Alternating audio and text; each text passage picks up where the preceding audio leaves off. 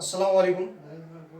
Friends, in the previous video, we are discussing about the final part of the Indian historical background of the Indian Constitution. The last point we are discussing about August gift. August gift को हमें याद रख के चलना है because क्योंकि ये topic उससे रिलेटेड है. Today's topic is topic number 2, making of the constitution. Making of the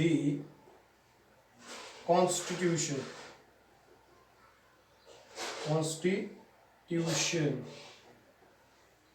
Making of the constitution.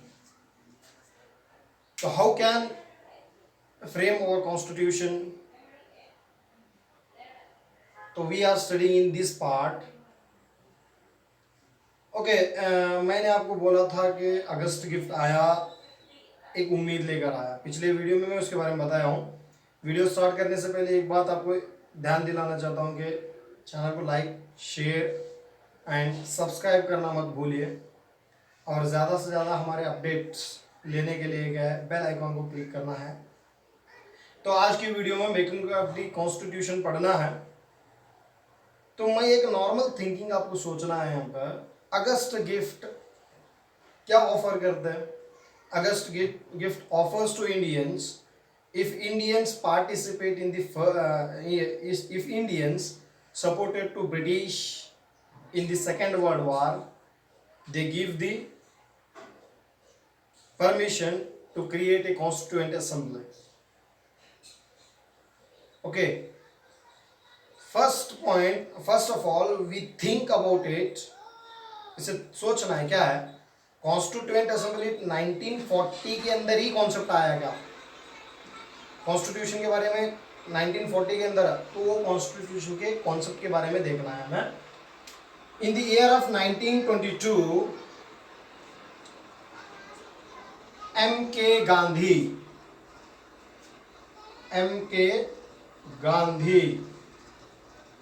Gandhi means Mohandas Karamchandra Gandhi introduced the concept of constitution.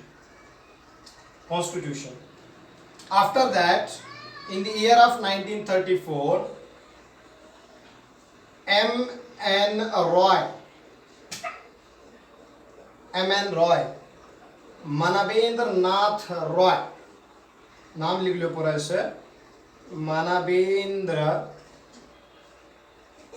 Manvendra Nath Roy. Okay, Manavendra Nath Roy was the first Indian person to force the British government for the creation of Constituent Assembly. Constituent Assembly को बनाने के लिए 1934 के अंदर force करती M.N. Roy. First person. Gandhi ji सिर्फ concept देते constitution का. In the year 1935, Indian National Congress. In the year of 1935, Indian National Congress officially forced the British government to create a constituent assembly. Next, in the year 1938, Jawaharlal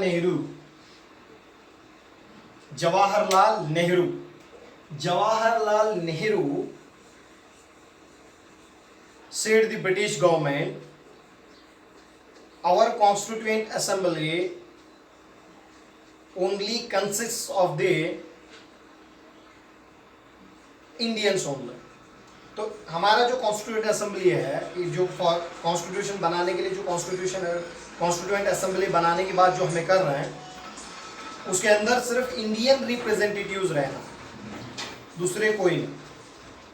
Indian representative रहना है बोल के जवाहरलाल नेहरू इन the year of 1938 1938 के अंदर बोलता है। तो थोड़ा थिंकिंग की बात, मैं अगस्त गिफ्ट की तरफ तुम्हारा ध्यान ले जाता हूँ। अगस्त गिफ्ट कब आया? 8 अगस्त 1940। तो याद रहे 1930 से 1922 से प्रोसेस चल रहा है, मांग चल रहे। यहाँ पे 1934 के अंदर MN रॉय मांग रहे हैं, 1935 के अंदर इंडियन नेशनल कांग्रेस, 1938 के अंदर जवाहरलाल नेहरू बोल रहे हैं। नेक्स्ट 1940 के अंदर अगस्त गिफ्ट के अंदर हमको क्या है, गिफ्ट दिया जाता है। कॉन्स्टिट्यूएंट असेंबली बनाती है में, अगर आप if you are supported to us in the Second World War. Okay, after that the August gift was failed, वो फेल होता है। ओके, इतना याद। इसके बाद में क्या है, अगस्त गिफ्ट और एकदम लिख लो नोट्स के अंदर, फेल। नेक्स्ट अगस्त गिफ्ट खत्म होने के बाद में Cripps mission, Cripps mission, Cripps mission. This Cripps mission sent by the British government to India on 22nd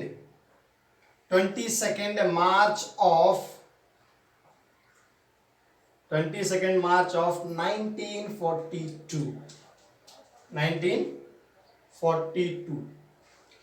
तो 1940 के अंदर अगस्त गिफ्ट आ गया तो वो फेल हुआ, तो उसे आगे बढ़ाने के लिए तो इंडिया इसका कॉन्सेप्ट क्या है, किस वजह से क्रिप्स कमीशन आता है, इसे क्रिप्स कमीशन क्यों बोलते हैं, याद रख लो। On 22 March 1942 this commission came to India under the leadership of or under the chairpersonship of Stafford Cripps. Stafford Cripps. Stafford Cripps. Okay, हाँ, तो ये स्टैफोर्ड क्रिप्स कमीशन हमारे पास आते हैं। What are the main aim of the Cripps mission? तो Cripps mission के aims देख लो क्या क्या है। पहले one, aim of the Cripps mission, aims of the Cripps mission. First, established Dominion states in India. Dominion states in India. India के अंदर डोमिनियन स्टेट्स हम डालेंगे। It is also one type of proposal of 1942। इसे हमें proposal भी है किसका, world war. अभी वर्ल्ड वार चली 1939 से 1945 तक वर्ल्ड वार चलते। 40 के अंदर गिफ्ट अगस्त गिफ्ट आया तो उसे थोड़ा चेंजेस करके फिर एक गिफ्ट भेजते हैं हमारे पास, क्रिप्स मिशन।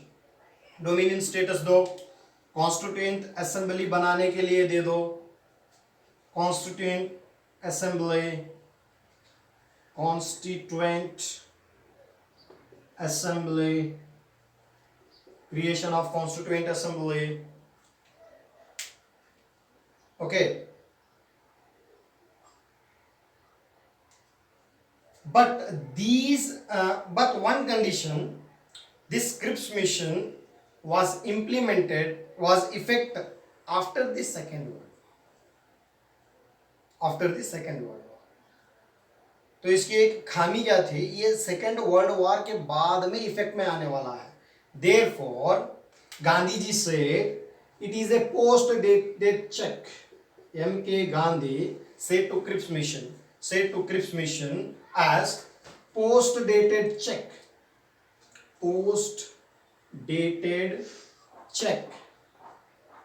देखो कैसी बात बोली गांधी। पोस्ट-dated check मतलब आगे डालते जाना, देने मकसद नहीं है इनका, तो आगे डालते जाना। पोस्ट-dated check. Gandhi. This Cripps mission was opposed by the Indian National Congress and Muslim League. Muslim league भी इसे अपोज करती क्रिप्स मिशन को, और इंडियन नेशनल कांग्रेस भी अपोज करती। Why? why these Indian National Congress and Muslims both are opposed the Cripps mission. Indian national Congress को suddenly उनको क्या चाहिए था, कॉन्स्टिट्यूएंट असेंबली चाहिए था, इसीलिए अपोज करती है, अभी आगे जाने वाला है उनको. Muslim League was opposed the Cripps mission because the Muslim League leader Muhammad Ali Jinnah wanted to be a separate constituent assembly to Muslims, to create a new country, another country जो आगे पाकिस्तान बनता है, वो मांग रहती इसकी. तो मोहम्मद अली जिन्ना भी नहीं मानते ऐसे, इंडियन नेशनल कांग्रेस भी नहीं मानते. यहां पे क्या है, after some days this Cripps mission was returned to the England, but it is also failed. ये भी क्या है, फेल्ड होता है. क्लियर है, यहां पे पूरा पॉइंट क्लियर है. इतना पॉइंट तो मैं तुम्हारा यहां पे पूरा पॉइंट क्लियर कर दिया. अब जो आने वाला है इन the year of 1946, it is a main base, one of the main base, one of the most development stage of the Indian Constitution, cabinet mission. Cabinet mission. Cabinet mission. क्या है ये कैबिनेट मिशन? देखो ये भी same to same proposal, अगस्त gift, Cripps mission और cabinet mission कौन से भी अलग नहीं है. अगस्त गिफ्ट वो भी सेकेंड वर्ल्ड वॉर में पार्टिसिपेट करे तो हमें तुमको आजादी देंगे बोल रहे. क्रिप्स मिशन भी वही बोल रहा है, कॉन्स्टिट्यूएंट असेंबली बनाने के लिए, लेकिन दोनों फेल होते. Cabinet mission was successful, came into force. Okay, first one, this cabinet mission was sent by the Britain PM. Britain PM, PM मतलब प्राइम मिनिस्टर क्लेमेंट आटली. क्लेमेंट आटली. तो याद रखो, बहुत दम क्वेश्चन पूछा भी गया है. हिंदुस्तान को आजादी मिलने के बाद में, when India independent, who was the prime minister of the England. तो इंडिया आजाद होते तब इंग्लैंड का प्राइम मिनिस्टर कौन था, को बहुत सारे एकदम क्वेश्चन भी पूछा है. Clement Atlee. Okay, this PM Clement Attlee sent a commission to India for the purpose of the creation of the Constituent Assembly. Constituent Assembly बनाने के लिए क्या है, भेज देता है क्लेमेंट आटली. इसे कैबिनेट मिशन क्यों पुकारता है, इसे भी कुछ सी एक लेके नाम देखो. अगस्त गिफ्ट हो गया, वो अगस्त में आया था, अगस्त गिफ्ट बोल दिए. क्रिप्स मिशन, स्टैफोर्ड क्रिप्स उसके लीडर थे, क्रिप्स मिशन बोल दिए. अब कैबिनेट मिशन इसे क्यों बोला जाता है, बिकॉज इसके अंदर जितने भी मेंबर्स थे वो इसके कैबिनेट के मिनिस्टर्स थे. कौन कौन थे देखो. ओके, सॉरी, क्लेमेंट आटली इन्हें कब आया वो पहले देख लो. ऑन मार्च 23, मार्च 23, 1946. देखो हाँ, कंफ्यूजन है. 1942 मार्च 22 ये क्रिप्स मिशन. 22, 23, 22, 23, ये 42, 46 डे, दोनों को कंपेयर करके याद रखिए. सेंट इंडिया को भेज दिया. ओके, कॉन्स्टिट्यूएंट असेंबली जो फ्रेमिंग कॉन्स्टिट्यूशन करने के लिए कॉन्स्टिट्यूएंट असेंबली चलिए, उसे फुलफिल करने के लिए एक एम रख के भेजता. तो इसके रिकमेंडेशंस क्या है, इसके फीचर्स क्या है, देखते जाओ. फीचर्स देखने से पहले कैबिनेट मिशन के अंदर, सॉरी, कैबिनेट मिशन के अंदर कौन कौन रहते हैं उसे देख लो. First one, 3 members. This cabinet mission had 3 members. One is Stafford Cripps. Stafford Cripps. हाँ याद रख लो, वही क्रिप्स वाला यहीं भी आता. स्टैफोर्ड क्रिप्स, भेजने वाला क्लेमेंट आटली, इसके अंदर रहने वाले Stafford Cripps, AV Alexander, AV Alexander and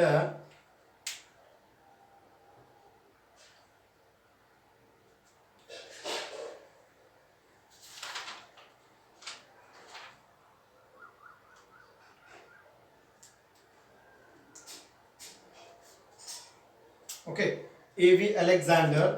Third person is AV Alexander. Okay, याद नहीं आ रहा उसका आगे वीडियो के अंदर उसे मैं रिपीट कर दूं. एवी अलेक्जेंडर एंड स्टैफोर्ड क्रिप्स दो जने थे और अब एक ले आते. These three members of the cabinet mission के 3 मेंबर्स. तो इस कैबिनेट मिशन की रिकमेंडेशंस क्या है? कैबिनेट मिशन की रिकमेंडेशंस देख लो. रिकमेंडेशन लो या फिर तुम्हें फीचर्स पुकारो. Features first one, framing of Indian Union. Framing of Indian Union. Indian Union बोले तो क्या? यूनियन मतलब याद रख लो, India is not a nation. India is a union of state. Nation करने का वर्ड है आपको, नेशनल करने का वर्ड इंडियन कॉन्स्टिट्यूशन के अंदर एक बार छोड़ के कभी इंक्लूड ही नहीं है. यहां पे इंडियन यूनियन की बात की जाती है. इंडियन यूनियन मतलब इंडियन टेरिटरी भी उसके अंदर आया और स्टेट भी आया. तो इंडिया एक स्टेट है बोलते हैं. India is not a country constitution के अंदर बोले सो. नेक्स्ट, इंडियन यूनियन क्रिएट करना. Framing of the constituent assembly. Framing of the constituent assembly. Framing of the Constituent Assembly. Okay, this Constituent Assembly members elected by the indirect election. Indirect election. ये direct election और indirect election क्या है? बहुत easy वाला point है. Direct election मतलब people से चुन के आना और इनडायरेक्ट इलेक्शन मतलब पीपल से चुन के आने वालों के साथ चुन के आना. या तो क्या है, कोई एक बड़ा लीडर है उसे ही एक मेंबर बना दो, उसे ही एक रिप्रेजेंटेटिव बना दो, चल जाएगा. वो इनडायरेक्ट इलेक्शन है. Okay, indirect election. Framing of the word. Next, the constituent assembly had the 389 members. Has the should have the 389 members. 389 member से ज्यादा नहीं होना कॉन्स्टिट्यूएंट असेंबली के अंदर. क्लियर है पॉइंट? बहुत ध्यान से. ये डिमांड रखी गई. तो अब चुनना कैसा है, इलेक्शन कैसा होता है, तो ये बात आपको समझ में आना है. हमारे पास एक चीज है Indian national Congress. Okay, Indian national Congress का है. इंडियन नेशनल कांग्रेस के अंदर जो भी लीडर्स रहते हैं उनको कॉन्स्टिट्यूएंट असेंबली के अंदर रिप्रेजेंटेटिव बना देते हैं. बिकॉज इनडायरेक्ट इलेक्शन है क्या नहीं. अब 389 लोगों को कैसा डिवाइड करते हैं, बहुत ध्यान से देखो यहाँ पे. 389 मेंबर्स के अंदर कहां से कैसा चुनना, इसे दो पार्ट कर लो. 389 मेंबर्स. ओके, ब्रिटिश इंडिया से 296 members and 93 members princely states. तो ब्रिटिश इंडिया, प्रिंसली स्टेट्स, ये दोनों क्या है पहले ध्यान से याद रख लो. ब्रिटिश इंडिया मींस पूरा एक्यूपाई ब्रिटिश इंडिया के पास जरूरत है. प्रिंसली स्टेट्स मतलब हैदराबाद के निजाम हो, जैसे मैसूर के वड़ियाज हो, जो ब्रिटिश के अंडर में आते थे. रूल उन्होंने ही करते थे, लेकिन पिछले उनकी कठपुतली बन के बैठते थे. वैसे लोगों को 93 मेंबर्स दिया गया. दोनों के अंदर अगर मिला है तो सडनली इतना अमाउंट आ जाती है। नेक्स्ट, इसे फिर दो डिवाइड करो, इसे फिर दो डिवाइड करके गवर्नर प्रोविंस,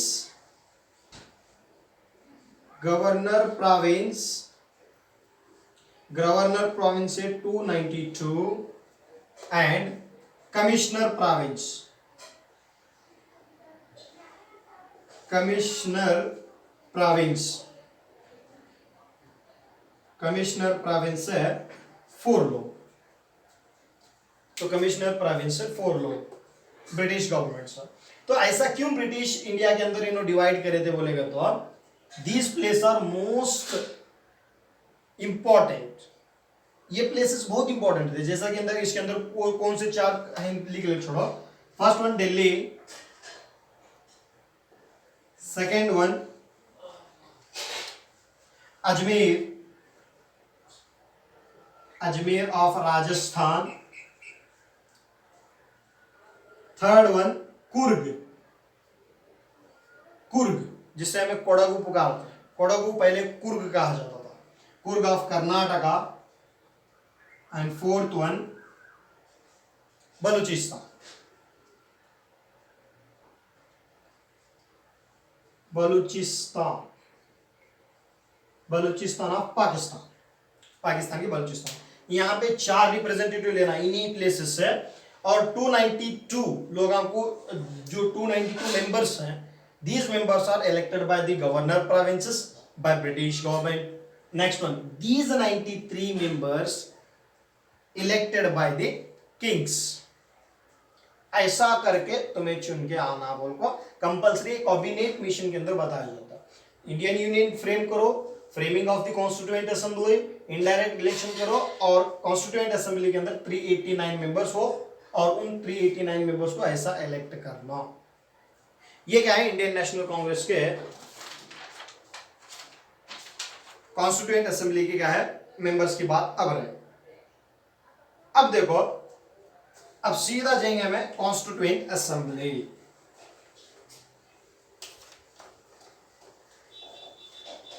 बहुत इजी पॉइंट है, कहानी के रूप में याद रखना है सीरियल वाइज। देखो, constituent assembly, constituent assembly, constituent assembly. Okay, हम ना को तो मार्च में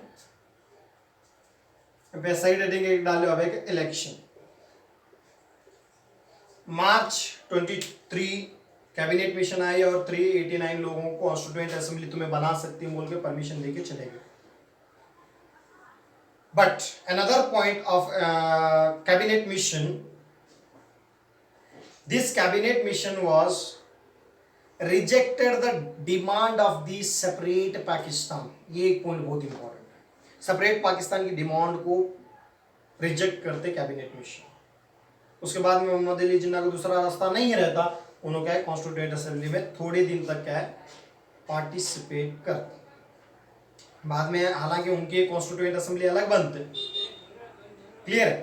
तो देखो कॉन्स्टिट्यूएंट असेंबली, अब हम ना को मालूम है 389 लोगों को लिए है, कहां कहां से चुनना मालूम है, तो कितने लोग हैं, कौन से किधर किधर से चुन के आए देखना है, उनका इलेक्शन देखना है। उसके बाद में उन्होंने कौन कौन पार्टिसिपेट करे, कैसा कैसा फ्रेमिंग करते गए इंडियन कॉन्स्टिट्यूशन, ऐसा एक सीरियल वाइज।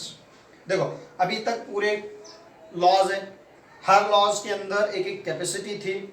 उसके बाद में जैसा आपको अगस्त गिफ्ट आया तो कॉन्स्टिट्यूशन असेंबली, कॉन्स्टिट्यूएंट असेंबली या तो कॉन्स्टिट्यूशन बनाने का फ्रेमवर्क बहुत ज्यादा तेजी के साथ चला, बहुत इजी क्लियरली। नेक्स्ट इलेक्शन देखो कैसा होता है। इन the year 1946 July month, July month of in the year 1946 election was held to the constituent assembly। constituent assembly को इलेक्शन चलता है। देखो मार्च के अंदर आगे बोल के गया कौन है, कैबिनेट मिशन, ओके इंडिया। तो election was held in the month of जुलाई अगस्त के बीच में, बिटवीन जुलाई अगस्त जुलाई अगस्त के अंदर, पर्टिकुलर डेट्स नहीं है, जुलाई अगस्त के अंदर क्या है वहां पर इलेक्शन चलता 1946। तो फाइनली रिजल्ट क्या है देखो, 28 members, 208 members selected by the Indian National Congress, 73 members selected by the Muslim League,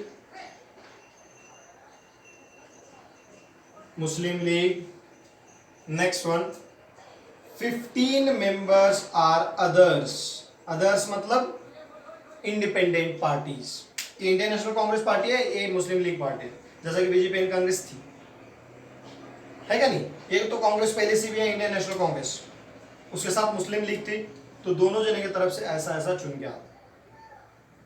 हाँ ये भी याद रख लो, 389 लोग जो हैं सब जने इलेक्शन लड़ती है, नो 389, यू नो 389, नो 389, लेकिन इसके अंदर 208 इंडियन नेशनल कांग्रेस के आते हैं, 73 मुस्लिम लीग के, और क्या है 15 others.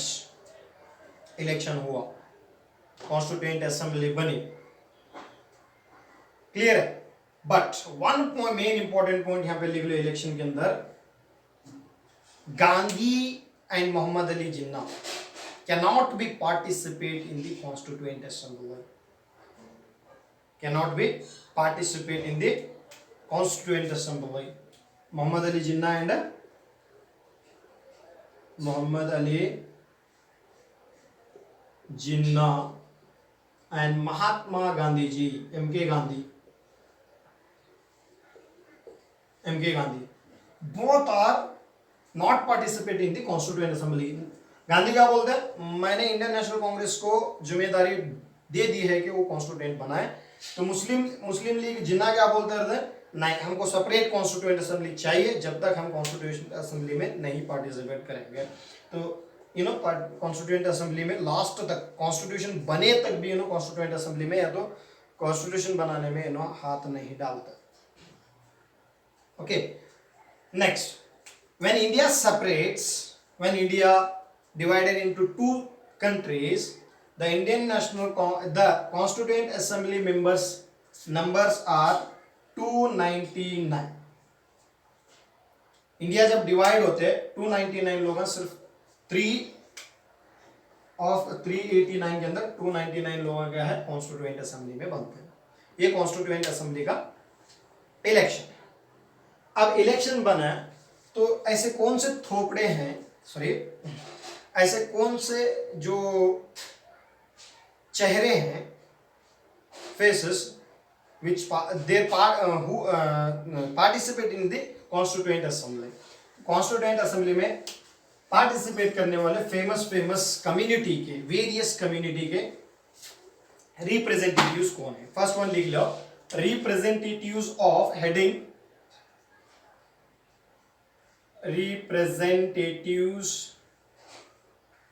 representatives of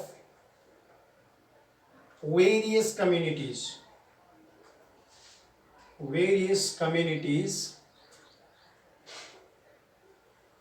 who participate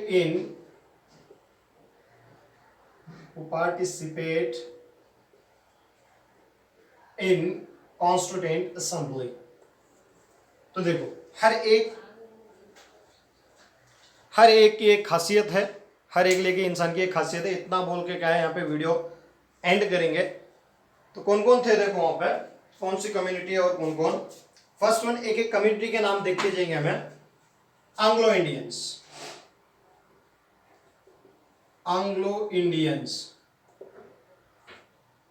first one, Anglo Indian की तरफ से तो कौन थे, कौन रिप्रेजेंट कर रहे थे एंग्लो इंडियंस को। तो पहले एंग्लो इंडियंस याद रख लो। बहुत जने के माइंड में कॉन्सेप्ट ये है, एंग्लो इंडियन मतलब हिंदुस्तान की लड़की या तो हिंदुस्तान की एक औरत किसी अदर कंट्रीज के लड़के के साथ शादी कर ली तो उनके जो बच्चे रहते हैं उनको एंग्लो इंडियंस बोलते हैं। ये रॉन्ग है।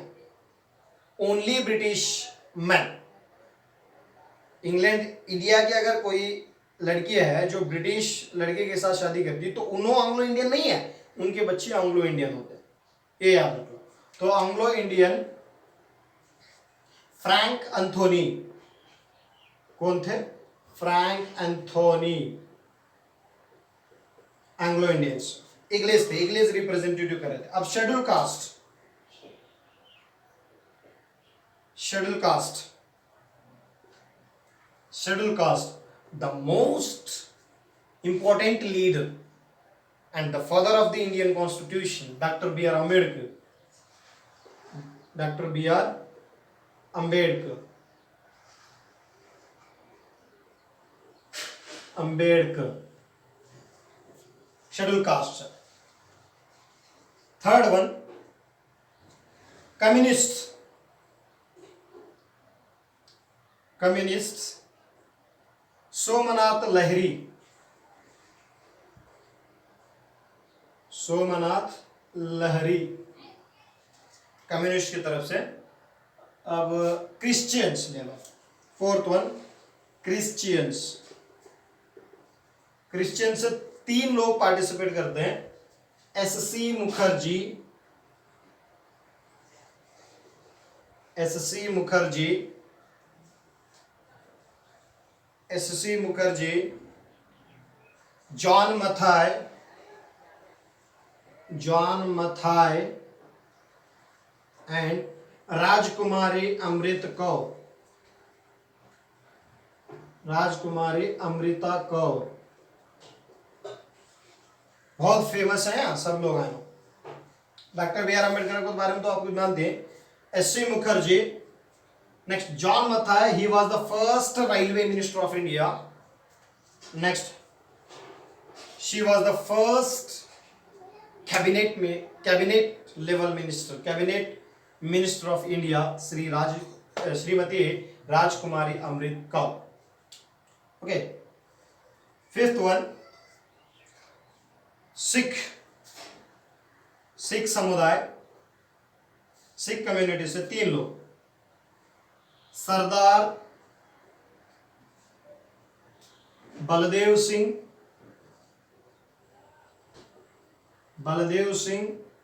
हुकुम सिंह एंड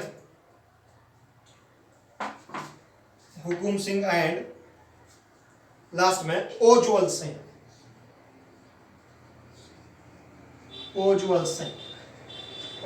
ये 3-4. अब 6 नंबर पर जो कम्युनिटी है उसे लेंगे गोरखा. गोरखा कम्युनिटी से कौन है? हरि बहादुर बुर्रा.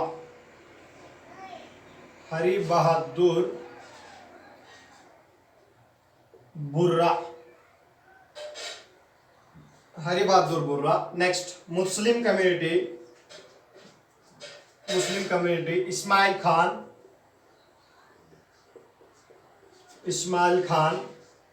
मौलाना हसरत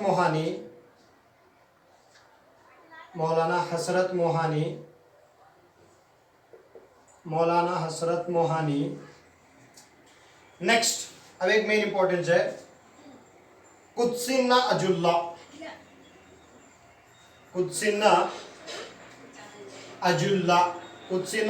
भी बोला जाता है. कुत्सिन्ना अजुल्ला